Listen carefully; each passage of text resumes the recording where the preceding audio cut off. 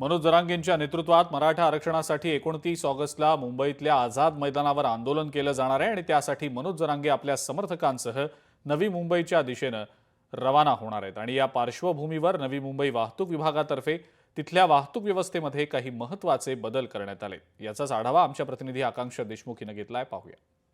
मराठा आरक्षणासाठी मनोज जरांगे पाटील यांनी संपूर्ण कार्यकर्त्यांसह समर्थकांसह मुंबई गाठण्यासाठी आझाद मैदानामध्ये निघाले आहेत आणि नवी मुंबईमध्ये काही त्यांचे समर्थक असतील ते देखील येणार आहेत आणि त्यासाठीच जे नवी मुंबई वाहतूक विभागातर्फे काही बदल करण्यात आलेले आहेत। त्यामध्ये प्रामुख्याने झालं तर मुंबई पुणे एक्सप्रेसवरून टोल मार्गे आहे जो बोर्ले टोल असेल किंवा कोण फाट्याचा जो एक्झिट असेल ते बंद करण्यात आलेले आहेत आणि त्या जागी कामोठे येथे उतरून त्या जागी पर्यायी मार्गाचा वापर करावा असे आदेश देण्यात आलेले आहेत। मुंबई पुणे एक्सप्रेसवे झालं, त्यासोबत खालापूर रसायनीकडून जी दानपटा मार्गे शेडूंकडे येणारी सर्व प्रकारची वाहनांना पळसपेकडे येण्याची देखील बंदी करण्यात आलेली आहे।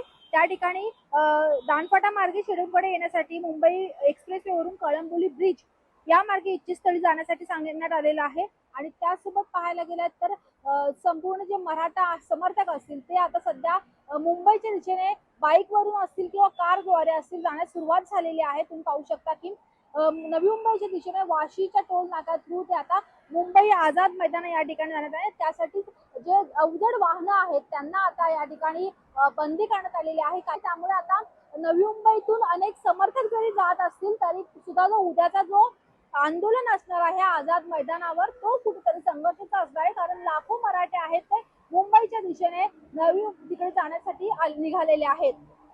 व्हिडिओ जर्नलिस्ट राजसह मी आकांक्षा देशमुख, लोकशाही मराठी, नवी मुंबई। लोकशाही मराठी ऐका, पहा, जागरूक रहा।